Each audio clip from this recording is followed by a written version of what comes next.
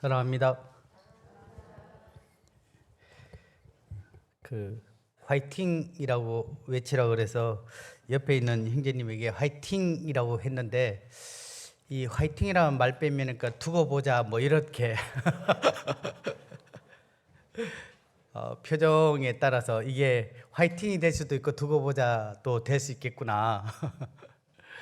예전에 어떤 형제님께서 제가 20년 전에 웃음 치료 자격증을 따고 난 이후에 이제 강의를 하는데 미소에 대한 얘기를 했어요. 미소에 대한 얘기를 했는데 형제님께서 성도들이 오면 반갑잖아요. 그렇게 미소를 딱 지었는데 어느 날 형제님께서 심각하게 찾아와서 형제님의 미소가 굉장히 불편합니다 이렇게 얘기를 했대요. 왜 그러냐니까 아침에 나오면서 부부 싸움을 한 것 같아요. 거기에 이제 상대 되신 분이 부부 싸움을 했는데 예배 시간이 조금 늦은 거예요. 근데 이제 목회하시는 형제님이 가정이 이제 늦게 오니까 반가워서 이렇게 미소를 딱 졌는데 상대방 생각에는 그래 오늘 부부 싸움 했구나, 아이고 이제 왔구나 이런 식으로 미소가 뭔가 꼬아져서 이렇게 보여졌던 것 같아요. 그러니까 형제님이 뭔가 자기에 대해서 알듯 미소를 탁 지으면서 그래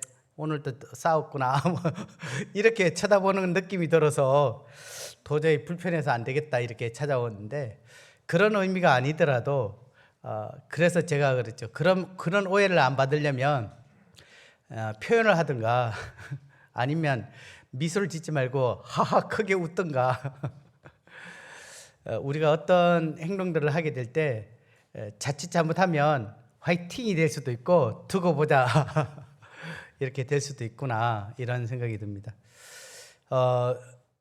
올 1월이 이제 되어졌는데 1월 1일 날 저희가 뉴스를 통해서 다양한 어떤 많은 이제 소식을 이제 듣게 되는데, 저는 1월 1일 날 이렇게 새벽까지 교제를 하고 집에 들어가서 이제 어떤 뉴스들이 있는가를 이렇게 잠깐 이렇게 보았을 때 우리가 잘 알듯이 이제 일본 노토 반도에 7.6 지진이 이제 일어났던 것에 대한 뉴스와 더불어 한국에도 그런 여러 영향들이 있지 않을까 긴장하는 뉴스를 이렇게 접하게 됐습니다. 지금도 계속해서 이렇게 사상자들이 계속 있게 되고 100명 이상의 사망자뿐만 아니라 3만 명이 넘는 이재민이 있었는데, 제가 이제 조금 전에도 이렇게 보니까 어제도 혼슈 지방에 5.3이라는 지진이 계속 일어나고 있는 이 기사를 계속 봤습니다. 또한 뉴스와 더불어 러시아에서 우크라이나를 공격하는 전쟁의 소식이 들려지고, 또 이러한 불안한 정세로 말미암아 세계 곡물 가격이 또 요동치게 되고, 또 곡물 가격으로 말미암아 이 어려운 나라들이 식량난에 허덕이는 모습이 이제 뉴스에 계속 나오고 있습니다. 어제 날짜에 보니까 현재 아사 또는 이 식량난이 심각한 영향을 받고 있는 사람이 3억 3,300만 명 정도가 된다라고 얘기를 하더라고요.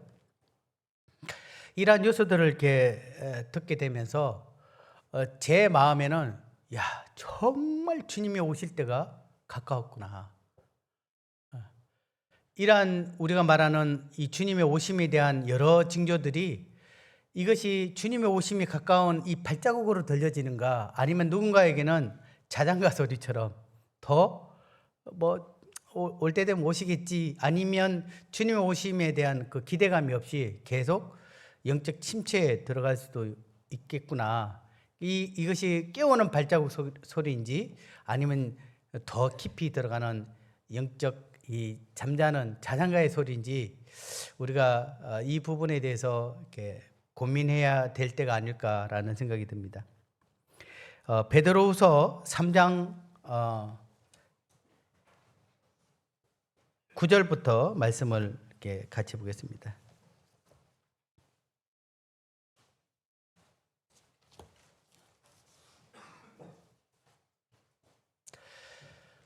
저는 올 2024년 동안 주님이 제 개인에게 또 교회에게 어떤 말씀을 해 주실지에 대해서 오래 기도해 왔었습니다. 그러면서 주님이 이러한 말씀들을 교회 가운데 우리가 나아갈 방향이 무엇인가, 또 주님이 우리에게 말씀하고 있는 것이 무엇인가에 대해서 참 기도 가운데 이러한 말씀들을 받으면서 그래, 우리가 이러한 말씀들을 통해서 우리가 어떠한 삶을 주님께서 원하시고 있는지, 또 교회가 이러한 말씀을 중심으로 올 한 해 동안 주님이 우리에게 주신 이 경고의 말씀에 우리가 모든 이렇게 말씀뿐만 아니라 이 프로그램을 준비하는 부분에 성도들이 함께 이 방향을 가져야 될 것에 대해서 이제 방향성을 정하게 되었습니다. 저와 9절부터 13절까지의 말씀을 교독으로 읽겠습니다. 주의 약속은 어떤 이들이 더디다고 생각하는 것 같이 더딘 것이 아니라 오직 주께서는 너희를 대하여 오래 참으사 아무도 멸망하지 아니하고 다 회개하기에 이르기를 원하시느니라.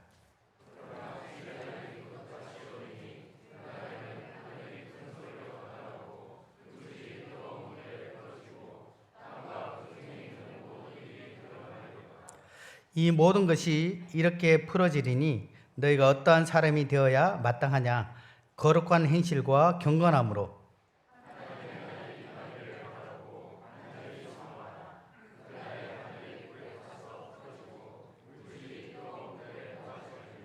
우리는 그의 약속대로 의가 있는 곳인 새 하늘과 새 땅을 바라보도다.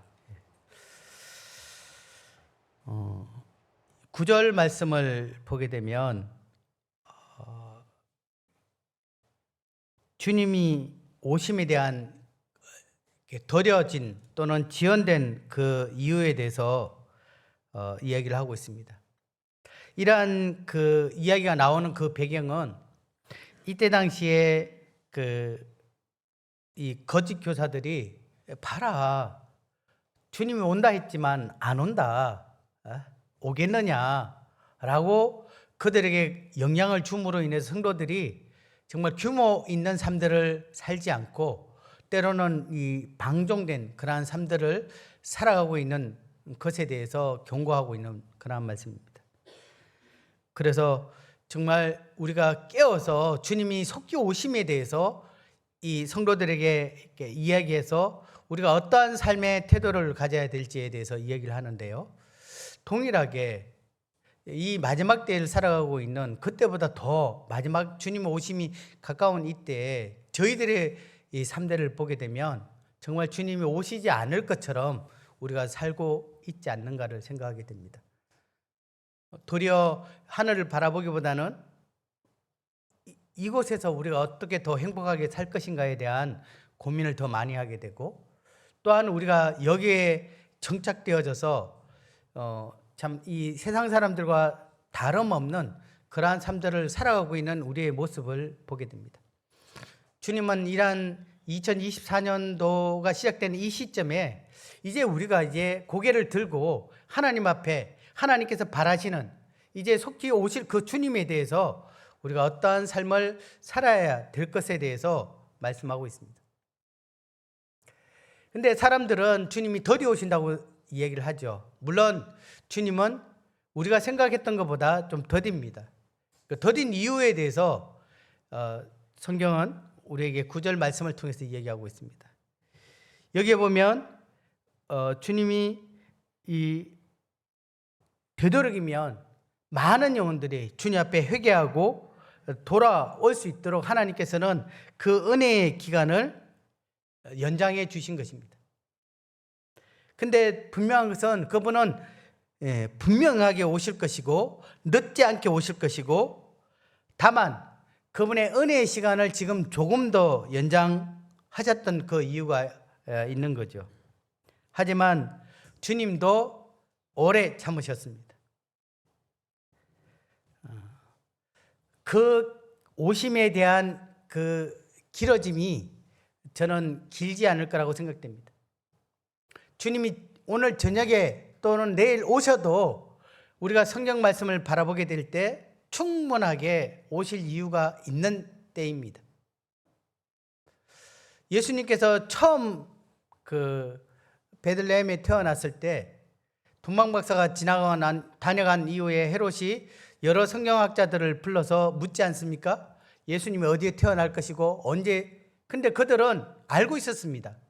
왜? 성경에 그것이 기록되어 있기 때문에.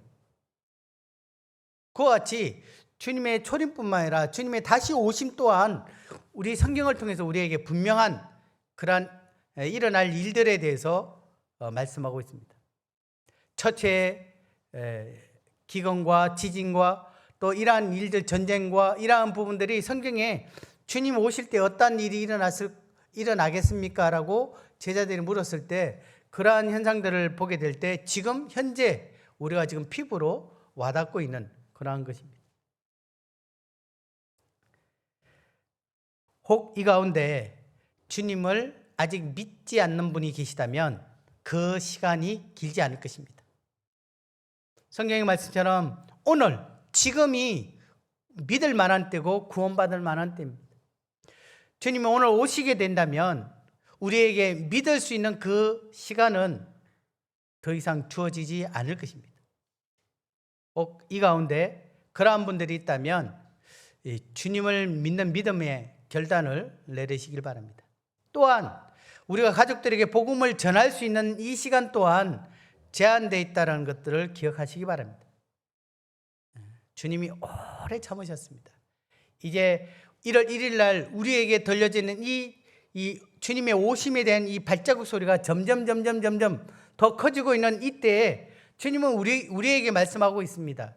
우리가 사랑하는 이들에게 복음을 전할 수 있는 또한 주님의 사랑을 나타낼 수 있는 시간이 그렇게 길지 않을 것이다.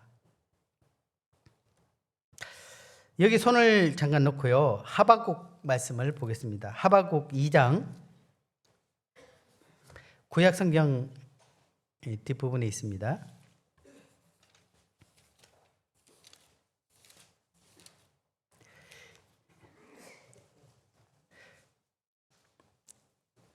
(2장) 3절 4절 말씀을 제가 읽겠습니다.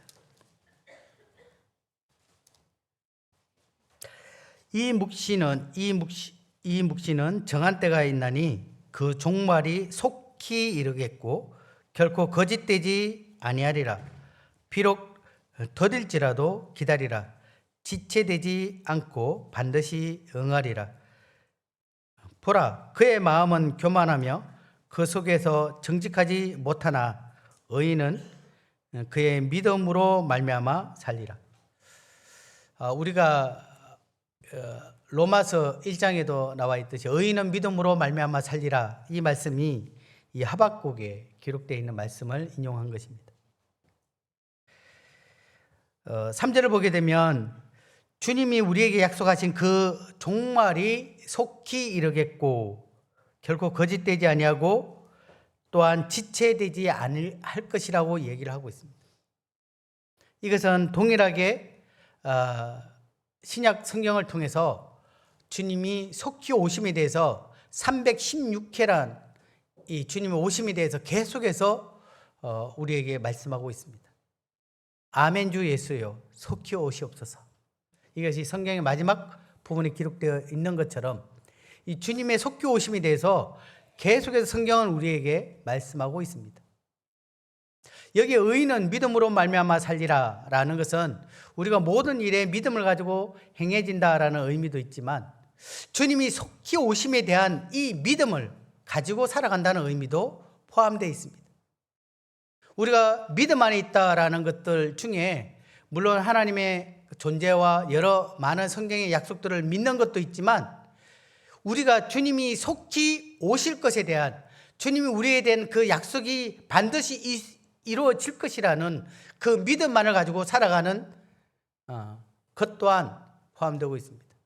사랑하는 성도님들, 우리가 지금 어떠한 삶의 자세로 살아가고 있습니까?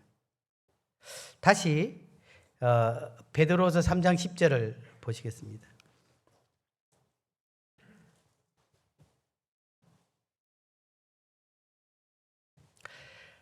베드로서 3장 9절에 주님이 이 더딘 이유에 대해서 말씀을 하고 3장 10절에 이렇게 시작합니다. 그러나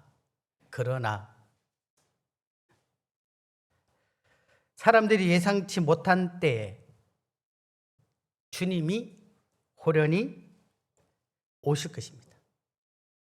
이걸 돌발적 행위 뭐 이렇게 표현하기도 하는데요. 그 예로 이 도둑이 도둑같이 오신다 이렇게 표현하죠. 도둑같이. 도 선생님이 뭐 문자를 미리 보내서 제가 오늘 밤에 제가 가겠습니다. 문단속 잘 하십시오. 이렇게 얘기하지 않지 않습니까?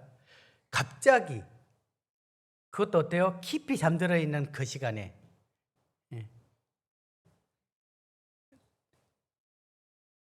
호련히 돌발적으로 오시게 될 것을 얘기하고 있습니다.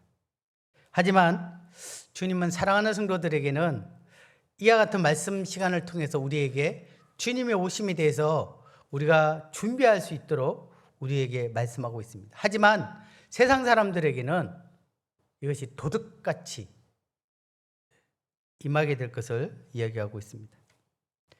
이 온다라는 뜻도 이 헬라어로 헥세이라고 했는데 반드시 온다라는 의미입니다.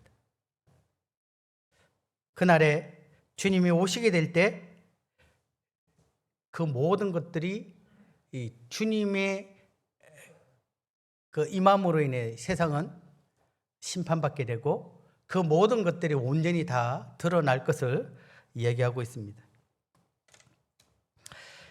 이러한 날이 올 때 11절을 보게 되면요, 주님은 우리에게 질문을 하고 있습니다.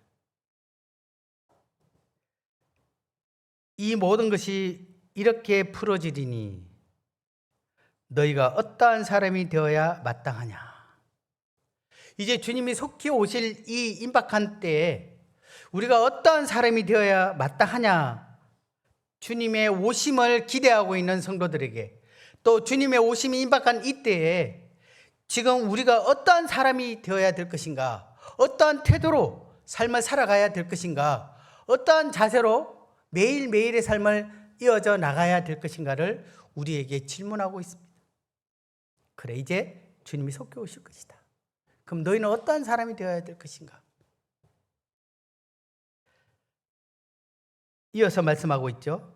거룩한 행실과 경건함으로 하나님의 날이 임하기를 바라보고 간절히 사모하라. 이 간절히 사모하라라는 이 말은 이 빨리 하다, 재촉하다, 서두르다라는 그러한 단어로 유래된 그러한 글입니다. 다시 말하면 간절히 바라보고 기다리고 그냥 주님이 오시기에 이러한 의미적인 것도 물론 포함되겠지만 이 스푸톤타스라는 이 단어는 빨리 오도록 주님을 재촉하는 거죠. 재촉. 정말 우리가 이러한 이 거룩한 행실과 경건한 삶 가운데 주님이 오시도록 빨리 재촉을 하는 거죠. 자, 저희가 9절 말씀을 통해서 주님이 드디어 오셨던 그 이유에 대해서 이야기합니다. 그것은 마지막까지 회개할 한 영혼을 위해서 기다려 주신 것입니다. 주님께서 한 영혼이, 주님이 때가 이제 이방인의 충만한 수가 차면 주님이 속히 오신다라고 말씀하셨고, 또 마태복음 24장 14절에는 이 천국 복음이 모든 민족에 정언되기 위하여 온 세상에 전파되리니 이제 그제야 끝이 오리라. 이제 마지막 땅끝에 있는 그 누군가에게 복음이 전해지면 주님이 오시게 될 것입니다. 그러면 주님의 오심에 대해서 우리가 재촉한다라는 것은 무엇일까요? 그렇습니다. 마지막 복음이 들어야 될 그 한 영혼에게 복음을 전하는 것입니다. 우리나라의 선교사가 거의 200년이 채 안 되지만 한국의 그 1800년 후반에 또 1900년 초에 많은 선교사들이 우리나라에 오게 된 계기가 있습니다. 그들은 미국에 있는 그 시카고에 있는 나이가라 사경회를 통해서 그들이 정말 주님의 오심에 대한 이러한 말씀을 듣고 그들 마음의 이 중심에 영혼에 대한 또 주님의 오심에 대한 이러한 열정이 생겼습니다. 그리고 그들은 생각했습니다. 가장 가난하고 또 가장 복음이 필요한 곳이 어딜까? 우리가 그곳에서 복음을 전하게 되면 주님이 속히 오실 것이다 라고 하면서 많은 젊은이들이 어디로? 대한민국을 향해서 그들이 자원해서 왔습니다. 실제 우리가 뭐 이렇게 성경을 보게 될 때 뭐 천년왕국 또는 종말 뭐 이런 것들은 기존 장로교에서는 그렇게 가르치는 그런 교리들이 아닙니다. 근데 나이가라 사경회가 이 브레들린 형제님들의 중심으로 이런 성경 사경회가 있으면서 그거를 이제 들으면서 그분들이 이런 이 종말에 대한 그런 도전을 받게 되었던 거죠. 그래서 그분들이 한국에 와서 말씀을 가르칠 때 유독 한국에 온 장로교의 선교사들만 이 종말의 추구에 대해서 가르쳤던 것을 우리는 여러 자료를 통해서 볼 수가 있습니다. 그 이유는 그들이 거기에 대한 도전을 받았기 때문인 것입니다. 그래서 땅 끝에 가장 가난한 그 나라에 복음을 전해서 그들이 구원을 받으면 주님이 속히 오실 것이다 라는 기대감에서 그들이 각처로 자기 자신들을 헌신했던 그러한 역사적 기록이 있습니다. 저희가 여기서 만약에 달리기를 시작한다면 지구 한 바퀴 돌면 어디서 땅끝이 되는지 아십니까? 바로 제 뒤통수가 땅끝이 되는 겁니다. 여기서부터 지구를 돌기 시작하면 땅끝이 바로 뒤쪽이에요. 그와 같이 우리가 땅끝인 아프리카나 저 멀리 있는 북극해가 아니라 우리가 지금 바라보지 못했던 제 뒤에 있는 그 누군가가 저희의 땅끝일 수 있습니다. 제 사랑하는 가족, 이웃, 친구, 또 학교에 있는 또는 직장에 있는 그 누군가가 우리가 전해야 될 마지막 주님이 그가 구원받기를 원하는 영혼일 수도 있습니다. 그래서 우리가 뒤돌아서 그에게 복음을 전하게 될 때 주님의 오심이 재촉되어지고 속히 오실 것이라는 것입니다. 그래서 성경은 이 주님의 오심에 대해서 이야기할 뿐 아니라 우리의 삶에 대해서 이야기하고 있습니다. 복음에 합당한 삶을 살아라.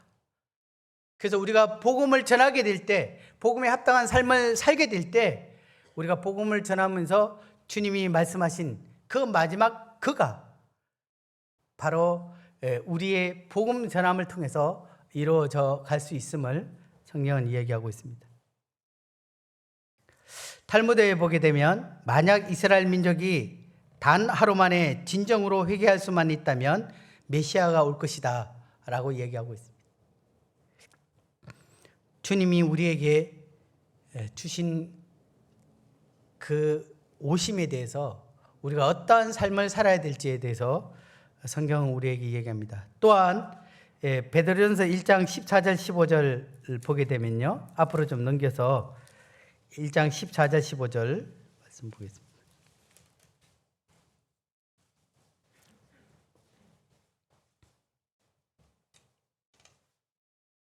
제가 14절을 읽고요. 성도님들 15절을 읽으면 좋겠습니다. 너희가 순종하는 자식처럼 전에 알지 못할 때에 따르던 너희 사욕을 본받지 말고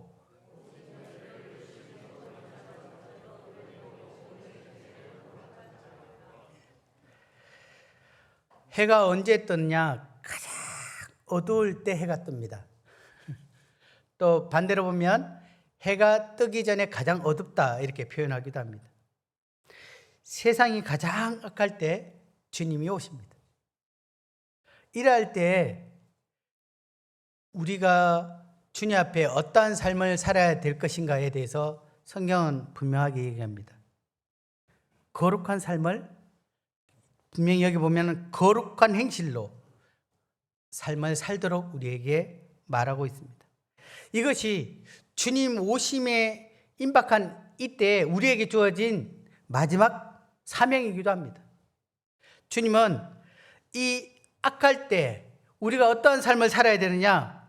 주님이 거룩하신 것처럼 우리도 모든 행실에서 거룩한 자가 되라고 얘기하고 있습니다. 주님이 오실 이때 우리에게 요구되고 있는 그 삶은 거룩한 행실입니다. 우리의 신분이 이미 예수 그리스도로 말미암아 거룩한 신분이 되어졌지만 이 거룩한 신분에서 거쳐지는 것이 아니라 그 어두운 가운데 빛으로 소금으로 우리의 삶을 통해 거룩한 행실을 드러내면서 그들 가운데 마지막 이 복음과 또 주님의 오심에 대한 경각을 그들 가운데 나타내도록 우리에게 말씀하고 있습니다. 그래서 거룩한 행실 가운데 하나님의 날이 임하기를 바라보며 간절히 사모하라고 우리에게 말씀하고 있습니다. 또한 우리가 경건함으로 하나님의 날이 임하기를 바라보고 사모하라라고 얘기하고 있습니다. 경건함은요, 하나님이 살아계심과 주관하심을 믿으며 하나님을 두려워하는 마음으로 살아가는 것을 말하고 있습니다. 말라기 1장 6절 말씀을 보시겠습니다. 말라기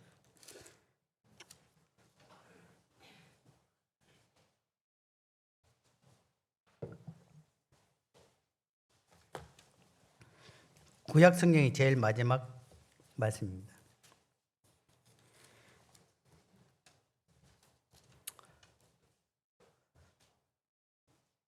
예, 1장 6절 같이 읽어보겠습니다. 내 이름을 시작. 내 이름을 멸시하는 제사장들아, 나 만군의 여호와가 너에게 이르노니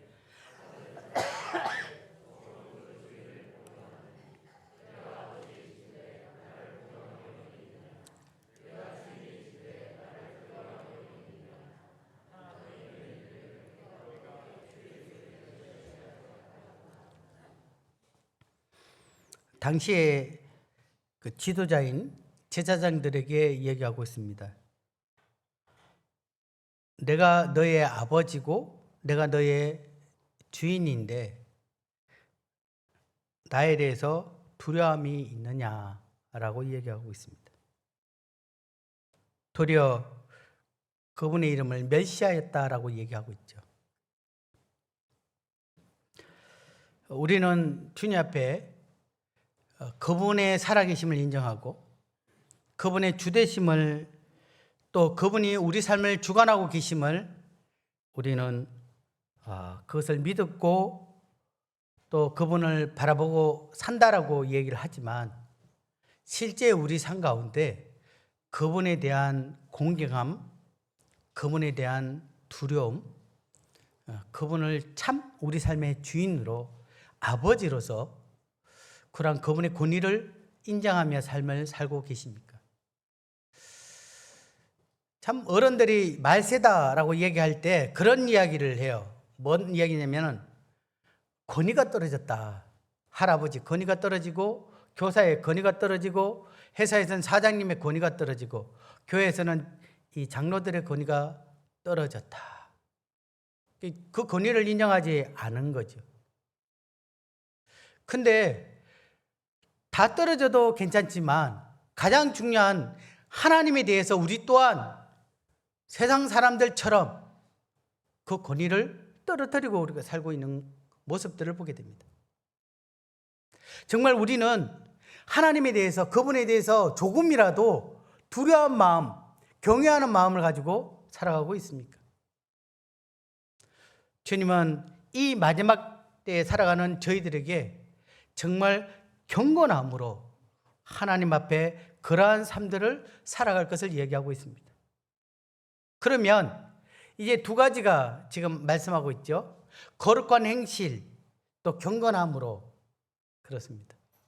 우리가 사람들에 대해서는 거룩한 행실을 통해서 우리가 그들과 구별되고 하나님의 거룩하심을 그들 가운데 나타내는 것이고 또 다르게 하나님 앞에서는 우리가 그분을 두려워하는 가운데 속히 오실 그 주님을 만날 것에 대한 기대 가운데 우리가 하나님 앞에 그러한 경건함을 가지고 살아가야 될 것을 이야기하고 있습니다. 14절을 이렇게 베드로서 3장 14절을 보겠습니다.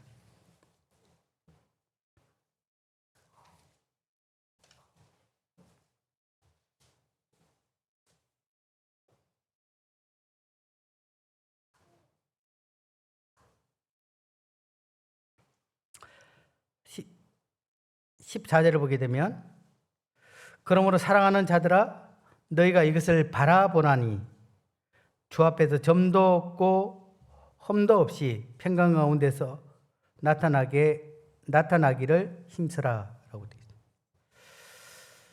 있습니다. 옛 구약에 하나님 앞에 제물을 드릴 때 이 제물이 흠이 있는지 점이 없는지를 살펴봅니다. 그와 같이 우리가 하나님 앞에 그러한 우리 자신을 돌아보게 되고 하나님 앞에 부끄럽지 않은 모습으로 서기를 힘쓰라고 얘기하고 있습니다. 근데 어떻게 해요? 평강 가운데. 사랑하는 성도님들, 주님 오시면 이렇게 놀라실 것입니까? 아니면 기대 가운데 주님을 맞이할 것입니까? 제가 방학이 이제 끝날 쯤 되면 늘 마음에 참 두려움이 있어요. 왜 두려움이 있냐면 숙제를 덜 했거든요. 그것도 심지어는 그 숙제 가운데 일기서기가 있잖아요. 일기서기.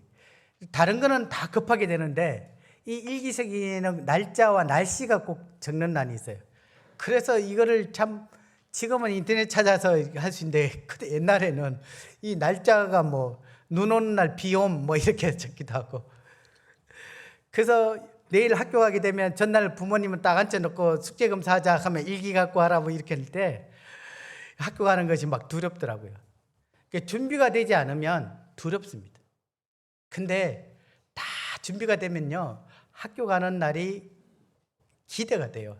사랑하는 친구들도 만나고 아무런 불편함이 없기 때문에 방학이 끝나면 개학이 되는구나 이렇게 때로는 설레기도 합니다.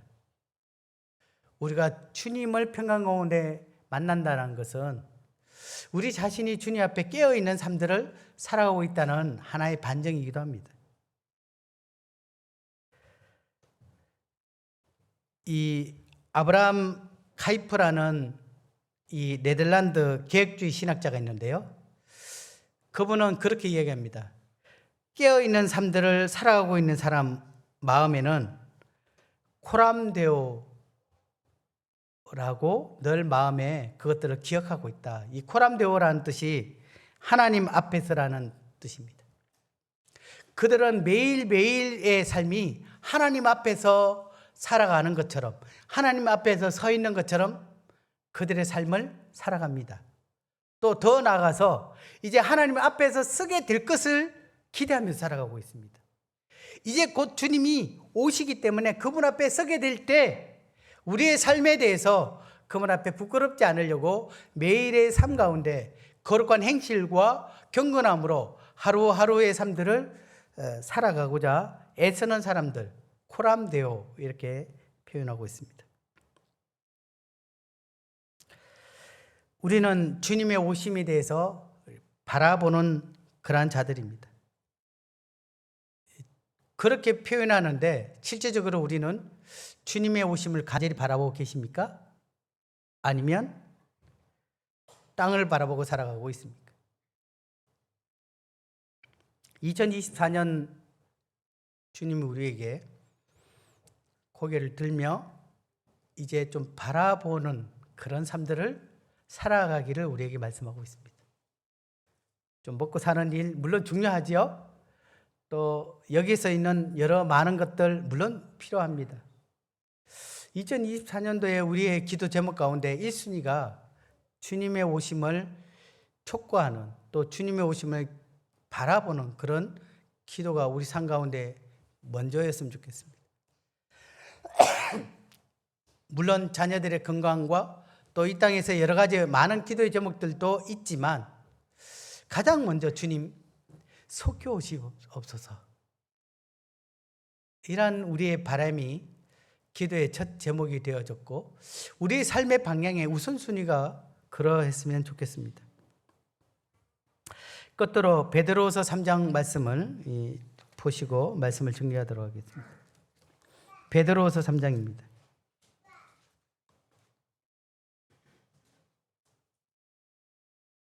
죄송합니다. 디모데후서 3장입니다.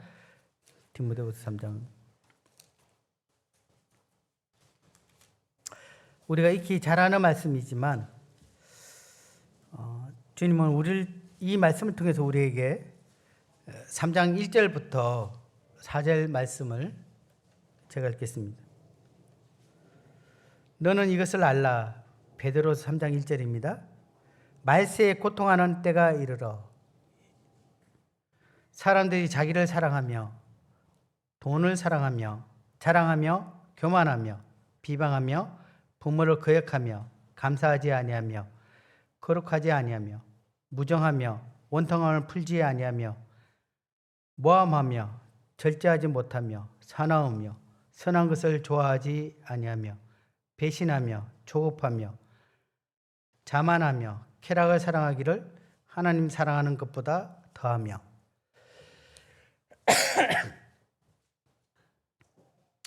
사람들이 마지막 때 이러하다라고 얘기를 하는데요. 저의 모습이 이러한 것을 주님 앞에 고백할 수밖에 없습니다. 우리의 모습이 다른 이들보다 우리 자신을 더 사랑하게 되고 돈을 사랑하게 되고 때로는 뭔가 가지면 자랑하게 되고 교만한 마음이 일어나게 되고 부모에 대해서도 또 감사하기보다는 불평과 불만이 더 많이 우리 입술을 통해서 쏟아져 나옵니다. 3절 말씀처럼 조금만 섭섭하면 그 원통함을 풀지 않고 사납게 되고 정말 이 마지막 때에 일어나고 있는 이 모습들이 우리 가운데 우리의 모습이 이러한 것을 주님 앞에 고백할 수밖에 없습니다. 저들이 그러합니다 라고 이야기하기보다 제가 그러합니다 이렇게 말할 수밖에 없죠. 자, 5절 말씀을 같이 읽어보겠습니다. 5절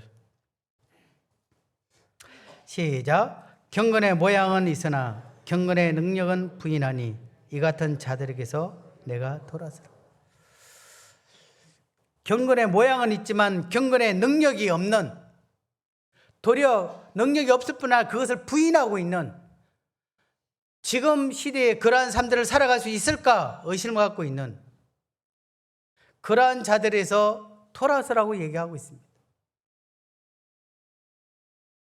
그 중에 제가 그러합니다. 주님은 이 말씀을 통해서 우리가 세상에 있는 그러한 자들에게 돌아서라라고 얘기하고 있지만 동일하게 제게는 이러한 삶에서 더 이상 그러한 삶들을 계속해서 살아가는 것이 아니라 이 시점에서 돌아서라. 너 자신이 이러한 것들을 내려놓고 주님을 바라보면서 이제 주님이 속히 오실 이때에 주님 앞에 부끄럽지 않게 주님을 맞이할 수 있는 그러한 삶들로 우리 자신이 살아가기를 주님은 우리에게 말씀하고 있습니다. 언제까지 그렇게 살 것이냐? 이제는 돌아와봐라. 주님은 우리에게 2024년도에 우리에게 말씀하고 있습니다. 주님이 속히 오심에 대해서 우리가 어떠한 태도로 삶을 살 것인가? 사랑하는 성도님들, 경건의 모양만 갖고 있는 이 껍데기의 삶에서 이제는 좀 돌아서 보고 싶지 않습니까? 우리 가운데 정말 주님을 두려워하는 가운데 경건의 능력이 우리 가운데 있기를 원합니다. 물론 제가 그렇게 표현하고 있지만 이 가운데 주님을 바라보며 경건한 삶들을 살아가고 있는 사랑하는 성도님들이 굉장히 많다는 걸 압니다. 하지만 주님은 이 말씀을 통해서 우리 자신을 다시 한번 주님 앞에 서게 될 날을 코람되어 이 날을 바라보면서 다시금 우리의 삶들이 어떠한 삶을 살아가야 될 것인가, 또 올 한 해 동안 우리가 주님 앞에서 그냥 지금까지 살아오듯이 살아가는 것이 아니라 이제 잠시 멈추고 이제 주님이 오실 그날에 부끄럽지 않는 모습으로 주님 앞에 설 수 있도록, 또 이 세상의 마지막 이 어두워져가는 이 어둠의 극치에 있는 이 제약된 삶 가운데 이 팔공로 성도님들이 우리가 어떠한 삶들을 살아야 될지에 대해서 말씀해 주고 있습니다. 톰 라이트라는 이 학자는요, 그렇게 얘기했습니다. 우리가 미래에 완전하게 될 사람으로서 현재를 살아가는 삶은 참된 그리스도인의 삶이라고 얘기하고 있습니다. 이 말은 우리가 미래에 완전하게 될 사람입니다. 우리는 주님 앞에 서게 될 때 우리는 흠없고 점없는 모습으로, 온전한 모습으로 주님 앞에 영화롭게 되어질 것입니다. 그때 그러한 삶들을 지금 당겨서 현재 그러한 삶들을 살아가고 있는 사람이다. 우리가 구원받았을 때 우리 마음이 왜 기뻤습니까? 그렇습니다. 우리는 천국을 소유한 사람입니다. 그렇기 때문에 하나님 나라가 죽어서 임하는 것이 아니라 그 죽어서 임할 그 하나님 나라를 현재 우리가 믿음으로 그것을 누리는 겁니다. 그래서 이미 하나님 나라가 우리 가운데 임해진 것입니다. 오지 않았지만 이미 그것들을 누리고 있는 삶들이 바로 믿음의 삶이죠. 구원받았다. 구원의 확신은 뭡니까? 하나님 앞에 서게 될 때 그분이 우리 죄에 대해서 묻게 될 때 우리가 담대할 수 있는, 이 죄가 온전하게 예수 그리스도로 말미암아 구속받았던 그 믿음의 확신이 그분 앞에 서게 될 것에 대해서 지금 현재 어떻게 해요? 그 믿음의 확신을 갖고 있는 거죠. 그래서 믿음은 바라는 것들의 실상이 보지 않은 것들의 증거라고 했던 것은 이미 이루어질 것에 대한 믿음을 가지고 지금 현재 살아가고 있는 것처럼 우리가 주님 앞에 거룩한 그 모습으로 서게 될 그 모습이 현재 이 땅 가운데 우리가 그러한 삶들을 살아가고 있는 사람입니다. 그래서 미래에 완전하게 될 사람으로서 현재를 살아가는 삶, 이것이 바로 성도의 삶이라고 얘기하고 있습니다. 말씀을 정리하겠습니다. 주님은 반드시 오신다라고 말씀하셨습니다. 주님은 속히 오실 것입니다. 우리 삶의 주인 되시고 우리 삶의 전 영역이 그분의 통치 아래에 있고 그분의 인도함 가운데 우리는 살아갑니다. 또한 그분을 두렵고 또 그분 앞에서 우리가 늘 코람대와 같은 그러한 삶들을 살기를 바라고 계십니다. 이때 주님은 우리에게 말씀하고 있습니다. 너희가 어떠한 사람이 되어야 마땅하냐? 어떠한 사람이 되어야 마땅하냐? 거기에 대해서 우리에게 성경은 답을 제시하고 있습니다. 뒤에 한번 읽어볼까요? 2024년 거룩한 행실, 시작. 거룩한 행실과 하나님의 날이 임하기를 바라보고 간절히 삼아라. 그렇습니다. 올 한 해 동안 거룩한 행실과 경건함으로 하나님의 날이 임하기를 바라보고 간절히 사모하는 팔국로교회 성도님들이 되시길 바랍니다. 이제 주님 속히 오실 것입니다. 그 주님을 만나게 될 때 우리에게 이 땅 가운데 주어진 이 내일 오실지 1년 뒤에 오실지 잘 모르지만 주님이 오실 그 전에 우리가 거룩한 행실과 경건함으로 주님의 오심을 맞이하는 그러한 성도들이 되었으면 좋겠습니다. 말로만이 아니라 실제 우리 삶을 통해서 우리 가족들에게, 저는 어제 그 청년들 이렇게 그 전국 청년연합 청년회 이제 참석했던 청년들을 이렇게 데리고 오는 과정에서 어떠한 교회에 한 자매도 같이 이렇게 함께 왔는데 그 자매님이 이제 자신의 구원 간증을 하고 가족들이 믿음 안에 있는 이야기들을 쭉 해왔습니다. 근데 그 자매님의 이야기를 들으면서 좀 한편으로는 굉장히 부끄러웠던 부분들이 뭐냐면 믿음 안에 있는 그 아버지에 대해서 지나치게 종교 생활을 하고 있는 그 아버지에 대한 상처에 대해서 이야기를 듣게 될 때 혹 나의 자녀들에게 그러한 모습이 혹 비춰지지 않을까라는 생각은 되어졌습니다.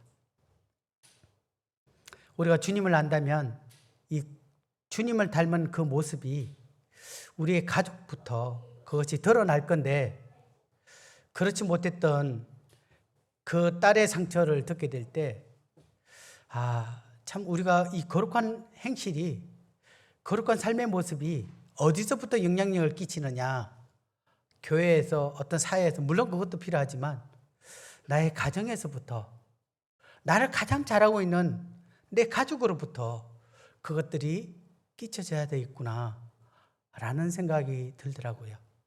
이제 거룩한 행실, 구별되는 삶. 제가 계속 휴대폰만 보면서 얘들아 성경 좀 읽었니? 뭐 이렇게 이야기하면 제 아들이 얼마나 상처를 받겠어요.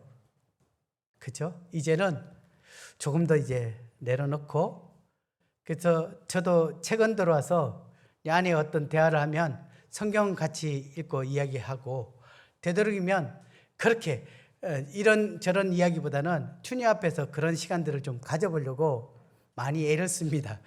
그와 같이 이 선한 영향력이 우리 가족으로부터 이어져 나가서, 그 다음에 이웃, 더 나아가서 이렇게 되어졌으면 좋겠다. 말로만 되어지는 그러한 것이 아니라 거룩한 행실과 경건함이 우리 자신으로부터 그것들이 흘러나오는 그런 한 해가 되었으면 좋겠습니다. 기도하고 마치겠습니다. 주님, 주님이 속히 오심을 기대하게 됩니다. 이러한 때 저희들에게 말씀하셨던 것처럼 거룩한 행실과 경건함으로 주님을 맞이할 수 있도록 도우시고, 참 디모데 말씀처럼 경건의 모양만 가지는 것이 아니라 저희 삶 가운데 진정한 경건의 능력이 나오는 그러한 삶이 될 수 있도록 저희들을 말씀 가운데 주님께서 지켜주시기를 원합니다. 감사를 드리며 예수님 이름으로 기도를 돌려드립니다. 아멘.